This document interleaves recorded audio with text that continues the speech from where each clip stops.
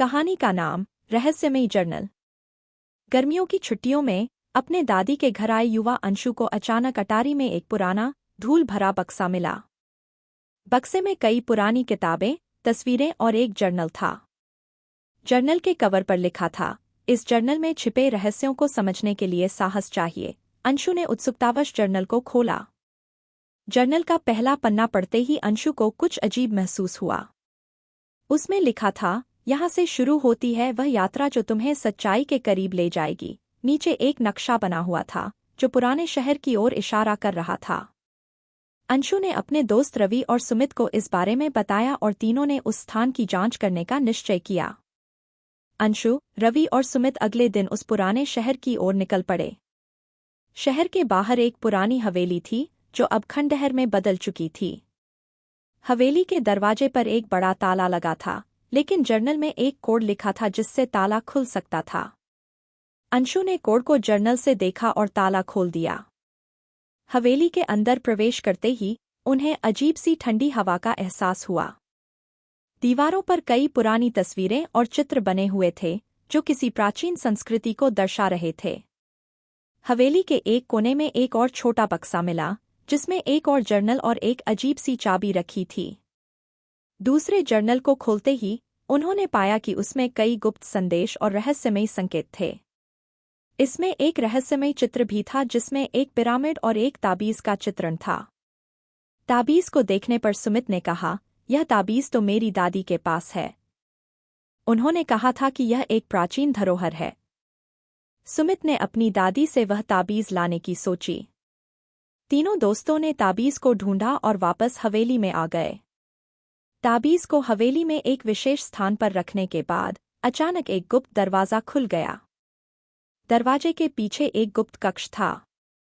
कक्ष में एक बड़ी मेज थी जिस पर कई पुरानी पुस्तकें और दस्तावेज रखे हुए थे। एक दस्तावेज में लिखा था, यहाँ छुपी हुई सच्चाई को जानने के लिए तुम्हें अपने डर का सामना करना होगा। कक्ष के बीचों बीच एक बक्सा था जिस पर वही ताबीज अंकित था। अंशु ने बक्से को खोला और उसमें एक और जर्नल पाया। इस जर्नल में लिखा था कि प्राचीन काल में इस हवेली में एक गुप्त समाज का निवास था जो सच्चाई और ज्ञान की रक्षा करता था। उन्होंने कई गुप्त सुरंगें और कक्ष बनाए थे जहां उन्होंने अपनी धरोहरों को छुपा रखा था। जर्नल में एक गुप्त सुरंग का भी जिक्र था जो हवेली के नीचे थी। तीनों दोस्तों ने सुरंग की तलाश शुरू की। सुरंग का प्रवेश द्वार एक पुरानी अलमारी के पीछे छिपा था। सुरंग में बहुत अंधेरा था, लेकिन अंशु ने अपनी टॉर्च की रोशनी से रास्ता बनाना शुरू किया। सुरंग में चलते हुए उन्हें कई चुनौतियों का सामना करना पड़ा। अचानक एक जाल सक्रिय हो गया और उन पर बड़े बड़े पत्थर गिरने लगे। रवि ने अपने त्वरित निर्णय से उन पत्थरों से बचने का तरीका ढूंढा और सभी सुरक्षित बच गए। सुरंग के अंत में एक बड़ा दरवाज़ा था। दरवाजे के पीछे एक बड़ा कक्ष था जिसमें कई प्राचीन वस्तुएं और चित्र रखे थे। कक्ष के बीचों बीच एक सोने का ताज रखा था जिस पर कई कीमती रत्न जड़े हुए थे। एक पत्र में लिखा था, यह ताज उस व्यक्ति के लिए है जो सच्चाई और ज्ञान का प्रतीक है। अंशु ने ताज को ध्यान से देखा और पाया कि ताज के अंदर एक छोटा सा पत्र रखा था। पत्र में लिखा था, यह ताज केवल उस व्यक्ति के लिए है जो सच्चाई की खोज में अपनी जान की बाजी लगा सकता है। रवि ने कहा, हमें यह ताज लेकर गांव वापस जाना चाहिए और इसे सुरक्षित स्थान पर रखना चाहिए। अंशु, रवि और सुमित ताज को लेकर गांव वापस लौट आए। गांव के लोग उनकी इस खोज से हैरान और प्रसन्न थे। लेकिन तभी एक रहस्यमयी व्यक्ति गांव में आया और उसने कहा, मैं इस ताज का असली मालिक हूँ। वह व्यक्ति बहुत बूढ़ा था और उसके चेहरे पर अनगिनत झुर्रियाँ थीं। रहस्यमयी व्यक्ति ने कहा कि वह कई वर्षों से इस ताज की खोज में था और उसने कई कठिनाइयों का सामना किया। उसने यह भी बताया कि वह उसी प्राचीन सभ्यता का आखिरी वंशज है जिसका चित्र हवेली में टंगा था।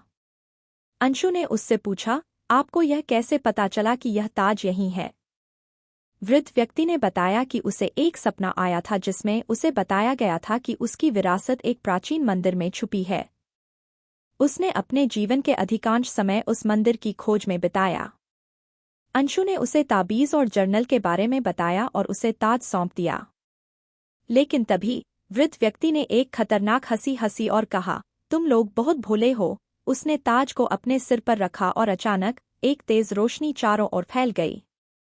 वृद्ध व्यक्ति ने खुलासा किया कि वह एक दुष्ट जादूगर था जो ताज की शक्ति का उपयोग कर अपने दुष्ट इरादों को पूरा करना चाहता था।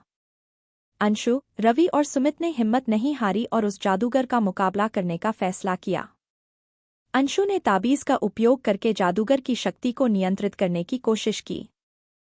रवि और सुमित ने गांव के लोगों को सुरक्षित स्थान पर पहुंचाने का काम किया। जादूगर और अंशु के बीच एक भयंकर युद्ध छिड़ गया। जादूगर ने अपनी सारी शक्ति का उपयोग किया, लेकिन अंशु ने ताबीज की मदद से उसकी हर चाल को नाकाम कर दिया। आखिरकार अंशु ने ताबीज को ताज के साथ जोड़ दिया और जादूगर की सारी शक्ति को खत्म कर दिया। जादूगर की हार के बाद ताज की असली शक्ति प्रकट हुई। ताज ने अपने अंदर छिपी हुई सारी रहस्यमयी शक्तियां गांव के भले के लिए निकाल दीं। गांव में खुशहाली और समृद्धि आ गई। अंशु, रवि और सुमित गांव के नायक बन गए।